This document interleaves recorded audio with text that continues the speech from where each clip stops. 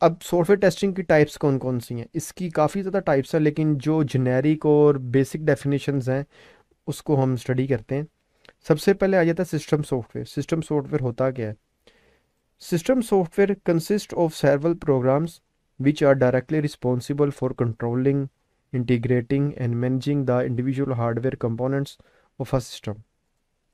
अब system software वो होगा कि जो एक हार्डवेयर को की मुख्तलिफ कंपोनेंट्स को ना आपस में यूज़ करने के लिए इस्तेमाल होता है। अब इसकी आप एग्जांपल ले लें एक लैपटॉप की। जैसे ही आप उसमें हैंड फ्री लगाते हैं तो वहाँ पे वो खुद ब खुद उसको डिटेक्ट करके आपको नोटिफिकेशन दे देता है। यूएसबी लगाते हैं तो आपके पास ड्राइव शो हो जाती है। या कोई भी आप एक्सटर्नल चीज़ लगाते हैं, कीबोर्ड लगाते हैं, माउस लगाते हैं, वो आपको नोटिफिकेशन दे देता है और आपस में इंटीग्रेट भी वो हो जाती हैं। अब माइक में बोलते हैं तो आपको स्पीकर से आवाज़ आती है। अब वो जो सब चीज़ें आपस में इंटीग्रेट हैं और आपस में कंट्रोल्ड हो रही हैं, वो होता है सिस्टम सॉफ्टवेयर। इसकी एक एग्जांपल आप ऑपरेटिंग सिस्टम भी ले सकते हैं। उसके बाद आ जाता है डेवलपिंग सॉफ्टवेयर। डेवलपिंग सॉफ्टवेयर जो होता है वो आपका एक वो सॉफ्टवेयर होता है जो कि किसी भी प्रोग्राम को, एप्लीकेशन को, वेब ऐप को या मोबाइल ऐप को बनाने के लिए यूज़ होता है। It is a software which provides service required for the development and execution of application software. The programming languages translator, loader, linker are required for the application software development. इसकी जो example है PyCharm है, Anaconda है, V S code है, Eclipse है। अब software house में जब आप जॉब करेंगे तो आपको ये टर्म काफ़ी जगह सुनने को मिलेगी कि आप कौन सा आईडी यूज़ करते हैं। आईडी का मतलब बनता है इंटीग्रेटेड डेवलपमेंट एनवायरनमेंट, यानी कि आप कौन सा आईडी यूज़ कर रहे हैं अपनी एप्लीकेशन बनाने के लिए। पाईचार्म, एनाकोंडा, वी एस कोड ये मोस्टली लोग यूज़ करते हैं पाइथन में। तो अगर आप कहते हैं, आपको कोई पूछता है इंटरव्यू में कि आप कौन सा आईडी यूज़ करते हैं या कौन सा कॉमन आईडी है, तो आप इनमें से कोई भी नाम बता सकते हैं, क्योंकि जिस पे आपने काम किया होगा सारी बात आप वही बताएंगे। तो पाईचार्म, anaconda, we S code, eclipse, और इसमें एक और मैं ऐड कर देता हूँ, एटम भी है। एटम भी कुछ लोग यूज़ करते हैं। ठीक है। एक्लिप्स में जावा के लिए यूज़ है। जब आप मैनुअल टेस्टिंग कंप्लीट करके ऑटोमेशन की तरफ जाएंगे तो आपको ये काफ़ी ज़्यादा यूज़ करने में मिलेगा। अगर आप पाइथन में जाते हैं तो आप पाईचार्म यूज़ करेंगे। अगर जावा टेस्टिंग करते हैं, सेलेनियम टेस्टिंग करते हैं, तो एक्लिप्स आपको यूज़ करना पड़ेगा।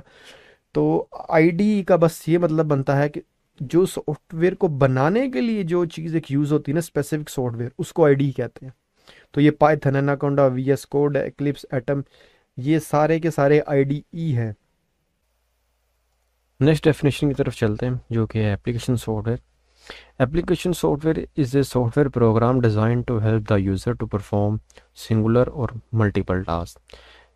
It is a set of instructions or program designed for specific user or applications that enable the user to interact with computer.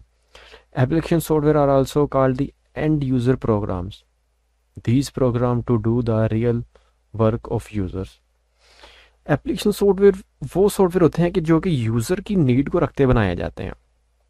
अब ये सॉफ्टवेयर आप इस तरह से इसको देख लें कि माइक्रोसॉफ्ट ऑफिस है, लोगों की नीड बनी कि उन्होंने कुछ चीज़ लिखनी है, कुछ डॉक्यूमेंट बनाना है, को अपनी कैलकुलेशंस करनी है, एक्सेल फाइल में कोई प्रेजेंटेशन बनानी है।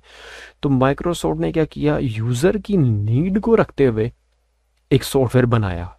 तो ये जो है आपका एप्लीकेशन सॉफ्टवेयर है।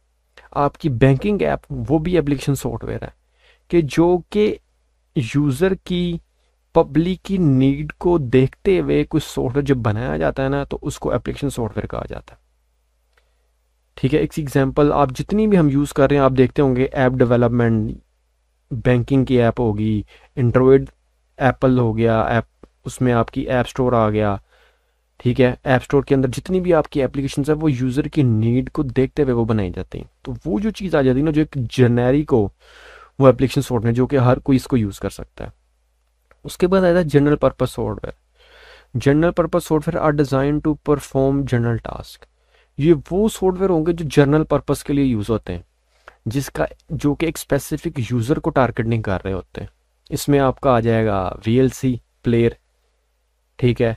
आप विंडरार इंस्टॉल करते होते हैं सिस्टम में, वो एक जेनेरिक आ जाता है जिसकी ज़रूरत हर एक को है। ठीक है। डॉट नेट का बाज़-औक़ात आप जब गेम इंस्टॉल कर रहे होते हैं तो डॉट नेट आ जाता है, वो आपको इंस्टॉल करना पड़ता है, डायरेक्ट एक्स करना पड़ जाता है। तो ये जितने भी हैं ना, ये जेनेरिक सॉफ्टवेयर हैं जो कि आपको यूज़ करने पड़ते हैं, जो कि जनरल पर्पस के लिए होते हैं, ना कि एक स्पेसिफिक या किसी एप्लीकेशन बेस्ड पे होते हैं। उसके बाद आता है specific purpose software. Specific purpose software are design to perform specific task. These type of application software are generally has one purpose to execute। ये अब वो सॉफ्टवेयर होते हैं जो कस्टम बिल्ड सॉफ्टवेयर होते हैं, जो कि एक स्पेसिफिक यूजर को टारगेट कर रहे होते हैं। इसकी एग्जांपल ये है ए बैंकिंग का सॉफ्टवेयर, सिर्फ बैंकिंग के लोग उसको यूज़ कर रहे होते हैं, बाकी तो कोई नहीं यूज़ कर रहा था। आपका HMIS है, जिसको आप हॉस्पिटल मैनेजमेंट इंफॉर्मेशन सिस्टम कहते हैं, वो मेडिकल लाइन या जो हॉस्पिटल में स्टाफ नर्स होता है या जो पेशेंट को एडमिट कर रहे होते हैं, जो बिलिंग डिपार्टमेंट हो रहा होता है, वो सब उसको यूज़ कर रहे होते हैं। तो ये जो होता है ना सॉफ्टवेयर स्पेसिफिक, सिर्फ इन्हीं के लिए बनाया जाता है, स्पेसिफिक यूज़र्स के लिए बनाया जाता है, ना कि जनरल पब्लिक के लिए बनाया जाता है। आता ये भी एप्लीकेशन सॉफ्टवेयर ही आप इसको कंसिडर कर सकते हैं, लेकिन ये एक स्पेसिफिक ऑडियंस को टारगेट करके या एक स्पेसिफिक एक यूनिक नीड को देखते हुए। Thanks for watching this video.